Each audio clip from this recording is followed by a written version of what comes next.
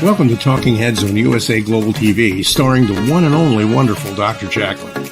It's a prestigious place where world-class influencers and experts meet, and where you'll find the most trusted advisors and coaches for all things in life and business. Visit usaglobaltv.com to sign up for our newsletter, get the value you need, and be first in line to learn about events and giveaways and other valuable content. Connect with us. Email Dr. Jacqueline at usaglobaltv.com to talk about how you can become part of USA Global TV. That's USA Global TV, where the doctor is always in.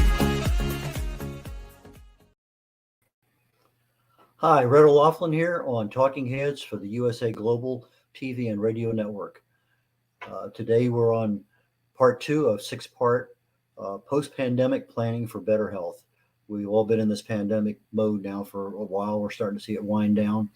And I'm guessing probably 2 years realistically that we can say it's probably been put to bed either by the fact that 95, 98% of everybody has already been infected and overcome it, or the disease is relegated to almost that of the flu, or hopefully, and most hopefully, is the fact that of the 130 plus vaccines they're working on out there, there'll be a couple of them that are actually really vaccines and effective.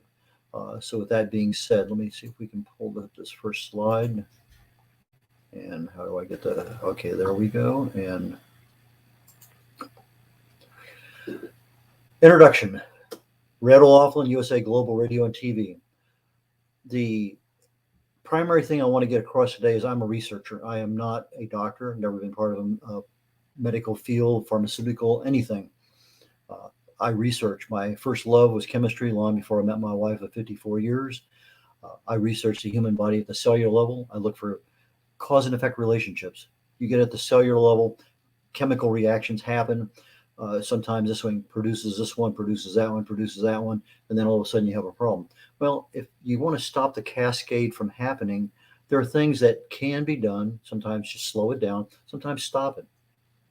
And if you can get in those modes of optimizing the things that you really need for your health, then that's what we want to do. So that's what I have been doing. I write about it. I speak about it.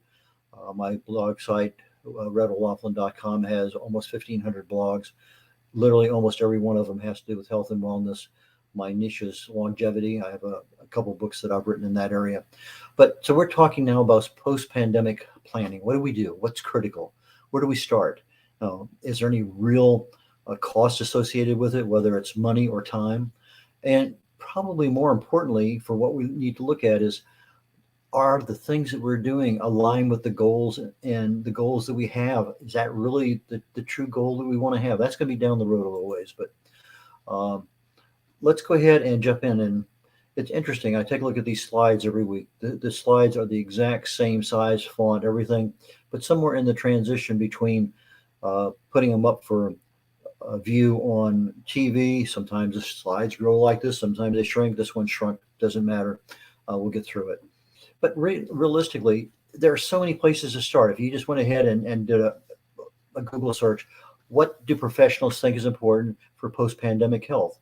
And they're going to say exercise and diet, and reduce your toxins, and make sure you're having fiber, both your there's two different kinds of fiber, absorbable and non-absorbable, your sleep, just on and on and on and on, sunshine, weight, your mind, your healthy fats, just on and on and on. So we're going to take and break these things down a little bit and dive deeper into some of these things. And, for me, where would I start? That's probably the question that I need to answer first. And I need to look at, where do I need to concentrate my efforts? Well, I know I'm going to age. So what are the causes of aging? Well, in my book on aging, Longevity Secrets for Healthy Aging, the two things that to me are the primary drivers of age is your human growth hormone production, which as a toddler is just overwhelming. But you have to think about it. That is the hormone that controls everything else going on in the body. That's our growth. But as you get into your 20s and 40s and 60s, all of a sudden you're going downhill. And by the time you get into your 70s, you maybe make 10% of what you used to make as a teenager. Well, there are ways that we can increase that very easily. super easily. And so if you get those hormone levels back up high again, a lot of issues that you have with aging have a tendency to disappear because that human growth hormone is there to fight off some of those things. Another issue is your telomere length. At the end of each DNA, you have the spiral, double spiral DNA. At the end, there is a little caplet at the end, just like the end of your shoelace, a little plastic thing. Every time that DNA divides into two cells, you lose a little bit of that caplet. And as such, that telomere, it depends on how much you lose as to how old you'll get or how old that cell will get. And nutrition, exercise, sleep, there are several other factors out there, but they affect both your human growth hormone and they affect your telomere length, which in the big scheme of things affects your health, but more importantly, affects your health as you're aging. So when you get up there into your 50s, 60s, 70s, and 80s, that's when you really want to have good solid telomere length left because it's a reduction each time that the telomere, each time that the cell divides. But you also want to have high levels of human growth hormone. Now, so you might ask a question, what about genetics? Well, genetics on a good day might be a 5% problem. There might be a few genes that are more than 5%, but a lot of genes can be controlled epigenetically. A gene is just like a light switch. You turn it on or you turn it off. And you turn it on, it activates. You can just as easily turn that gene off. And a lot of the things that control the epigenetics are the lifestyle choices we make with regard to the foods we eat, our toxins, our stress levels, everything that we're going to be talking about here in the rest of this show today. And I'm not sure we're going to get to the very end of it, but we'll pick up whatever we have left over in the next show. But those are where we need to be. And so I look at, okay, I have lifestyle choices, I have other things to consider. So really, where would I start? I want to start someplace where I'm going to have an immediate effect, something that is going to slow things down that need to be slowed, but I don't want to take a whole lot of time and money to do it. So I would start with something that is going to be part of my life every hour from now on: inflammation, chronic low-level cellular inflammation. This is where disease starts. 99% of all disease starts at the cellular level. When it starts, it gets a little bit of inflammation caused by free radicals. The free radicals get there, they rip off electrons, it causes another free radical. So you got a kind of a cascading effect. Well, if you have enough antioxidants, it has a tendency to quell that little storm. And when you can keep everything under control, you never get to that next level where the inflammation's out of control and you're in oxidative stress. Okay. So we need our antioxidants, but before we even get that far, if you don't know where you are, how are you going to get to where you want to be? Standard Alice in Wonderland question. The test that I use is called CRP, C-reactive protein. When your body starts to build up inflammation, the body actually produces a protein called C-reactive protein. It won't tell you where in the body there's inflammation. It will just tell you a macro level, okay, your body has more than it needs or your body has nothing. When you take the test, ideally you would like it to come back zero. Then you're in good shape all the way around. However, sometimes it'll come back 1 or 2 or 3 or 15 or 30 or 60 or whatever. You want it as low as possible. Ideally, you would like it under 5. In most cases, if you for really good health, you want it under 3. And the closer you can get it to 0, I think the last couple of times I had mine measured, it was right around 0.25 to 0.5. So as close to 0, I think I've had one test where they couldn't measure it. Regardless, you want your body as low in inflammation as possible because that's where all disease starts. And if you're starting to have a problem, maybe you have a cancer starting, maybe you have a gallbladder issue, maybe you have a kidney problem, they're going to create inflammation. And so from a purely analytical perspective, if you have something going on in your body and you don't know it, this is going to be a really good, fast way to see something. You don't need your doctor's permission to do this. You just go down to a local lab, Google cheap CRP, inexpensive CRP test near me. And you're probably going to find in a lot of cases, you can get that CRP test for under $15. I did a check here yesterday and there's quite a few places around where I live. You just kind of show up, walk in the door, you give me a little bit of your blood, and a day or two later, you get the results. But the thing about the CRP is that it's indicative of something is going on. So if you're down low, okay, fine. We're in good shape. You're right there on track. But if it's high, then you may need to go in and see your doctor. Say, hey, I got 20 on my CRP. He may want to do some more tests. You get a family history. Where have other place? What in your family is a problem? If it's heart, if it's lung, whatever it may happen to be, you need to start looking because now you can catch it early. A lot of times we don't even know we have a problem because even if we wanted to go find out where it is, there's not enough increase in something to say, hey, you got a problem with your kidney. But as things get bigger, the cells start to grow more and more. Now we actually have a tumor. And if you wanted to go find it, you probably couldn't because it's still small enough, but it's there. And so the CRP test, I think, is probably one of the most important tests you can take. It's one of the ones that I add every year for my annual physical. But CRP, definitely, that is the place to start. Okay. What is one of those things we do every day? Well, we eat, we kind of walk around, we sleep, we stress out, we watch TV. We do a lot of things every day, but I think you want to start with your diet. And the diet assessment is what are we really looking at in our diet? Now, if I'm going to mimic uh, my CRP test, I want a body that's generally alkaline. Now, what does that mean?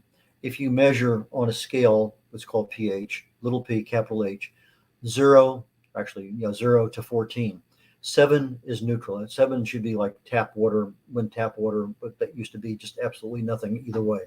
But you add a little bit of acid to it, it becomes acidic. You add a little bit of alkaline to it, it becomes more basic. And the foods we eat, the things we do, causes our body's environment, our whole body, to change. And it's a very easy thing to measure. Again, measure where are you today, and now you have a direction to go into. So if you're measuring and it's coming out 5.7, 6.0, that's pretty acidic for your body. If it's coming out 7.6, that's great. That's really good because what happens in the body at 7.4, your blood has a pH. That 7.35 to 7.45. That's the range it lives in. If it's forced out of that range, it's going to leach calcium from the bones in order to maintain the pH. Now, leaching calcium from the bones is not a good deal. We have a lot of problems down with aging, brittle bones, fractures, all sorts of things, osteoporosis. So as you track your pH, we want to get our bodies in an alkaline mode. Well, things that cause our bodies to be alkaline are fruits and vegetables. Everything else in our world causes it to be acidic. Proteins, fats, carbohydrates, just breathing, thinking, exercising, everything else we do causes our body to be acidic. If you are increasing your level of fruits and vegetables, it's going to neutralize that acid and then gradually increase the alkalinity of the body. Now, why is that good? Because as a lot of oncologists have found out over time, cancers don't do well in alkaline bodies. A lot of disease does not do well in an alkaline body. You need an acidic environment for those cancer cells, for any kind of disease to really thrive. And when you take that away from them, you take away the carbohydrates, the blood sugar, you take away everything that they love, that they live on, all of a sudden you make it very difficult for disease to continue to escalate in your body. So it's very, very important that we know where we are. So if you know your CRP is very low, you know your pH is above 7.4, hey, we're in a really good position. But if your CRP is 10 and your pH is 6.5, we have a couple places we can aim for. And those are things that we're trying to do with this getting started. We want to know where we're at and what we can do. So for under $10, pH strips, you just touch them to your tongue. There's a little color code there. You line it up. Oh, okay, there's 7.0. I used to do mine every night before I went to bed, every morning when I got up, kind of had an idea of the foods I ate yesterday, what's going on in my world, as to where my pH was. And I could pretty much keep it under control. And then once you know where you're at after 20, 30 days of measuring this thing, okay, fine. What I'm doing is right. I don't need to measure it twice a day. I can measure it every other day and just be on the lookout. Now, CRP tests, probably don't want to do that more than once a month because it does take a while for the body to adjust. So as such, the CRP and pH are definitely the places to start. Okay, what else can we assess about our diet? One of the things is, well, how often do we eat? Are we fasting at all? Fasting, whether it's intermittent, meaning 12, 15, 18, 20 hours a day we're fasting, or whether we do an extended fast. Every month I do a 72-hour fast. It usually turns into 100 plus hours, but I do that for a specific reason.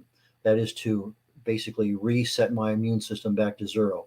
When you fast for more than 72 hours, your body reassesses everything that's going on and essentially starts chunking, getting rid of any DNA, any cells that are not 100%. It's going into the long stage of starvation, and it doesn't want to be carrying excess baggage. So fasting to me is a reset of my uh, immune system. If you go a little bit beyond that to 5 days, 120 hours, then you start to look at resetting your pancreas, which addresses a lot of issues with insulin. But fasting is good. Fasting also increases your human growth hormone. So if you go on a 24-hour fast, your human growth hormone increases about 1,000%. So if you're down there in that 10% range and you bump it up, you're now back in that range, probably where you were as a teenager. So it's really, really good that fasting. Now, high intensity exercise will also increase human growth hormone, but not to the same level that fasting is. Fasting is the easiest way. Now you say some people are hypoglycemic, they have to have 6 meals a day. That's something you really need to take up with your doctor. I'm not a physician. I can't tell you what to do. All I can do is make you aware of something, provide education, and then you have questions that, okay, this guy on the TV or podcast said this and this. Go talk to your doctor, because they're the people that need to make that recommendation. But I do not recommend eating 4, 5, 6 meals a day. I think 1 meal a day is fine, 2 at most. You really don't need more than that. When we wake up in the morning, our bodies are dehydrated. The first thing we do is go to the bathroom. We dehydrate ourselves just a little bit more, but we don't necessarily drink a lot of fluids first thing off the bat. Yeah, you might have some coffee or something like that, but it's not replenishing that 10, 12, 15 ounces of fluid that you lost overnight. The whole purpose on that intake of food is to get you a certain calorie level. So your caloric intake, how many calories a day are you eating? Well, if you listen to nutritionists, they're going to tell you need 15 calories per day to maintain your weight. So if you're 100 pounds, you need 1,500 calories per day. But in reality, that's not true. It's a I don't say it's a myth. I don't think it's a myth. I think it's to some level misinformation, because yeah, you can live on that 15 calories per pound, but if you want to thrive, go to 10 calories per pound. It's called caloric restriction. When they put animals on caloric restriction, they about 30% reduction in their caloric intake. They live 20, 30, 40, 50% longer in good health. So the amount of calories you're putting in is one thing. The other thing that's super critical is the balance of the nutrition you're getting. So the more balance you can get with the less calories, that's probably the most ideal situation when you're assessing your diet. The time of the day you eat, if you eat first thing in the morning, fine. Now you have the rest of the day, you're burning it all off. Good. But if you're going to eat 8 o'clock at night and you're going to be in bed right after the 10 o'clock news and you have a glass or two of wine, not necessarily the best thing to do, but it's something that many of us do. That's part of our habit. If you look at the Eastern culture, they'll say, hey, breakfast is, eat it if you want. It's not important. Western culture says breakfast is the most important meal of the day. Well, yeah, maybe, but it depends on what your goal is. If you're just breaking your fast by having something to eat, fine. But are you dehydrated or are you really hungry? Is it a habit that you have to have something every time you get out?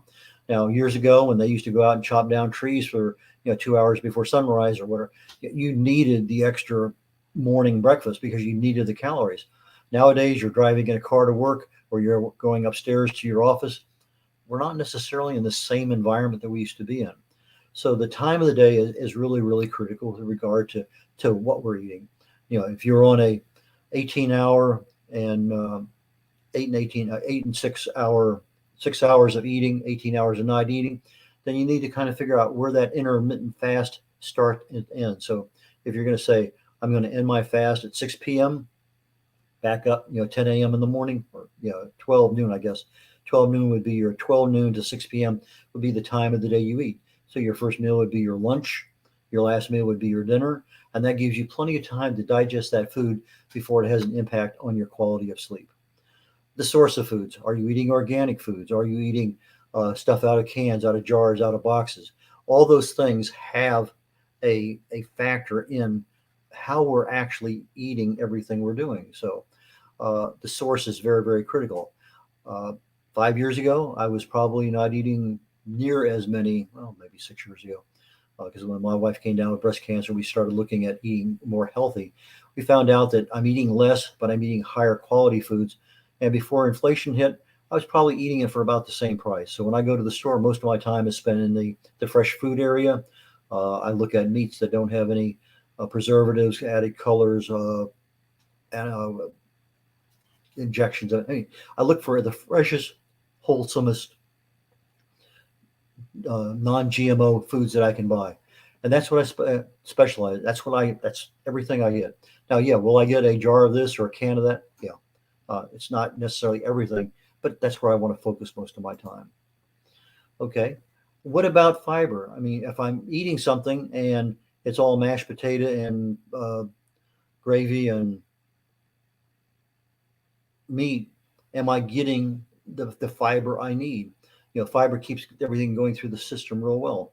Well, I can tell you that from my experience with Atkins, I lost 7, 8 inches, probably 46 pounds, kept it off for about 6 years. I was living overseas in Europe the last couple of years of that. And with your eating nothing but protein and fat, and you're really eliminating all the carbohydrates, the problem arises the fact that there's no fiber there to force it through the system. So you end up with uh, constipation, and that is not something that you want to have. So fiber keeps everything going through there. You want a healthy gut, so your probiotics are again something that you should have. There and prebiotics are what feeds the healthy biome that we have in our gut. I tell people change their plate size. I've switched over to a not a dinner plate, a salad plate, probably 5, 6 years ago, and one serving only. Whatever's on that plate, that's it. So that's the size that I have. It cuts down automatically on the total quantity, and it allows me to standardize. This is what I have. And if you really listen to your brain, somewhere around halfway through that meal, your brain's going to tell you, "Hey, I'm fine. I really don't need more food than that." And that kind of adjusts how much the next time you're putting on a plate. And like most of us, we don't want to waste food, so we don't want to throw it away. So we just go ahead and eat it. But there is a time in there when your hormones are talking to each other, and your ghrelin and your leptin and your adiponectin, all of those things are in alignment, and they say, "Okay, hey, you have just enough right now. You can stop, and we're fine." But we blow right through that because we never hear it. But it's there, and if you start paying attention to, am I full? That will kind of adjust how much food you have on the plate itself. Um, Labels, super critical. If you're going to do nothing else to be healthy, you need to become a master in reading labels. One of the first things you need to know is how many servings are in whatever I have. If I have a package of this and it says there's 12 servings per package, and they're not individually packaged, they're just all part of a massive, like a big bowl of cereal. There may be 12 servings in that big. Well, if you don't know that what the serving size is, and say serving size 1/2 cup or 1 cup or what, because every time you increase, let's say you're end up, okay, I really have 3 serving size. Well, that's 3 times all the numbers on the back of the label. That is, if you're going to be healthy, you really need to know what you're eating. And more so than just the basics that are in there, but you need to know all the rest of the extra added ingredients are there, because that's where your toxins and other things show up. Hidden sugars. There are dozens of ways of telling you that you have a sugar or gluten, and it'll never say the word sugar or gluten. It's just they've become real masters at hiding that. But the sugars make everything taste so good. The gluten makes everything taste so creamy, so just luxurious. That taste that you love to have. I mean, just it's amazing. And you add some other things in there too. It's just the creaminess. Those are the extra added ingredients that make foods so tasty that you can't just have just one. So understand that gluten also has an effect in our gut. There are a number of experts out there that say, yes, it does, no, it doesn't. I have a tendency to side with the people to say that gluten has an effect on a molecule in our gut, and it's called zonulin. Zonulin's whole purpose in life, it's a protein. it opens up microscopic pores in the inner intestinal wall that allows our nutrients to go through. It passes through our immune system into our bloodstream, and that's how we get all these nutrients to the rest of our body. But in the presence of gluten, it overgrows and you end up with huge holes, and a lot of undigested material ends up overcoming the immune system. And now you end up with an introduction to 130, 140 different autoimmune diseases. Over time, it doesn't happen overnight, but you do this day in, day out over time, there's a problem. Now, casein is another one that you have a problem with because gluten and casein are almost mirror images of each other. And for American dairy, they look very similar. So people who have a gluten issue tend to have a dairy issue. Now, if you get your dairy products from Europe, it's a different molecule and generally don't have a problem with that. But gluten and casein are two big issues that if you're going to start cutting down on something, read the labels and see what they are. High fructose corn syrup, terrible sugar, especially for the liver. It just really wreaks havoc with the liver. It's almost a poison. Alcohol for the body is almost considered a poison. So when you're looking at these things, the body has to stop what it's doing, take care of that poison, process it all the way through. So if you're having a meal 8 o'clock at night, it's a big meal, a couple glasses of wine, you're going to bed 2 hours later, that wine has stopped all the processing of your digestion. A couple hours after you're in bed, you're asleep because you feel good, and then all of a sudden you might wake up. What's going on? The digestive process has started back again. And it's just the way our bodies work. So if you can eat earlier, don't put your alcohol there with the main food at night. You're going to not compound a problem that could be there. Chewing food, Fletcherization. I think it's Harold Fletcher. I can't remember Fletcher's first name. He was a big proponent back in the 20s and 30s of chewing your food. I think 32 times was the minimum. You chew your food almost to consistency of baby food. And when you do that, the saliva combines with everything. It gets down into your stomach. The digestive acid now allows you to really and truly extract what you need from your food. So it just really makes your whole body a whole lot better, efficient, because you're getting the stuff out of that. I will caution people, those people who have a liquid with their meal, your digestive acids are being diluted by that liquid you're taking in. Now, you take a sip of something, fine. But if you're sitting there and you have a 10, 12, 15 ounce glass of whatever liquid you have with your meal, that is diluting your stomach acid, so you're not getting the efficiency of your digestive process to work. So the stuff is going through, but it's ending up in your intestines and basically going to end up in the toilet. You're not getting the benefit from that. Another problem we have getting started is many times that we've talked to ourselves, I'm 10, 15, 20, 30 pounds overweight. I start a diet, I fail. Our subconscious mind now has a problem because every time that I try this thing, I fail. The number one prime directive of the subconscious mind is to not let you hurt yourself. So it views failure as hurting yourself, and it's not going to allow you to fail. It's not going to allow you to hurt itself, so it's not going to let you be successful with the diet, because if you fail, then that's something that it's counterintuitive. The mindset says, this is really healthy for me, but because I failed so many times, it's not going to let me succeed. There are ways around that. We'll talk about that down the road. Probably, I think it's worth spending a little bit of time on, because understanding the subconscious mind really makes our post-pandemic health makes it much easier. Toxins, and I'm looking at our time. I think we're probably going to wrap up things here on this slide. We'll pick everything up next week on another one. But toxins, we have toxins from dry cleaning, from the soap that we use, water softener, everything in our foods that are added. Toxins are all over the place. Our liver takes care of them, but if we're eating 3, 4, 5 times a day, we never allow our liver time enough to really rest from cleaning everything out. So again, reading our labels, knowing what's there, our household cleaning agents, shampoo, underarm deodorant, all those things. I use coconut oil for underarm deodorant. I use coconut oil for just anything dealing with the skin. I just find it to be a very healthy, easy thing to use. But toxins, something, again, awareness, and there's so many different kinds out there. If you look at what Europe has done with toxins, they've taken and thrown out way over 1,000 toxins that the same products in the United States that we sell in Europe, they don't have them. but in the United States, we have them. Why can't they have both? I don't know. I'm sure it has something to do with follow the money. But in Europe, that same package of this is devoid. It'll maybe have 5 ingredients. In the United States, it'll have 15 ingredients. So toxins is a big, big deal in a post-pandemic world for our health. Last time I'm going to touch on right now, just very, very briefly, is hydration and fats. Hydration, something that most of us have problems with. If we get too far down the deal, we start having problems with everything else in our life. Hydration, from the first time you get up in the morning, at least 8 ounces of water before you have anything. Your coffee is probably a good way to start the day. Keep hydrated through the day. And the fats, even though the fats, yeah, they do add to acidic levels, but you want healthy fats. You want your omega-3, your omega-6. Omega-9s are not essential like the omega-3 and 6 are, but it comes from olive oil.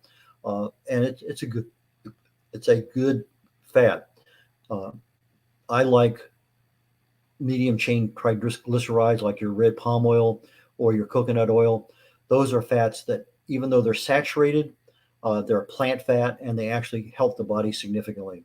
And if you look at the countries in the world that have the coconut oil or the red palm oil, their history of heart disease is almost non-existent. So with that, I'm going to jump to, let's go to here, we're on slide 7. So let's go ahead and just jump here toward the end and wrap things up. Okay. Next week, we're going to do a deeper dive, but actually in reality, we're going to finish up the slides that I didn't cover today. So we're going to continue on our getting started. A lot of areas there that are open.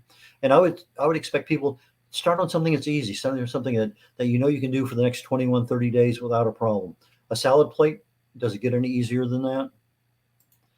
Okay, I can be reached at red.olaughlin.com. That's red like the color, R-E-D, Olaughlin, O-L-A-U-G-H-L-I-N.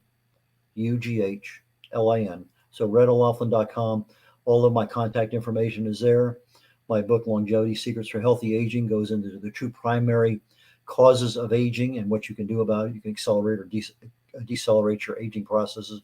Both of these books are available on Amazon or my website.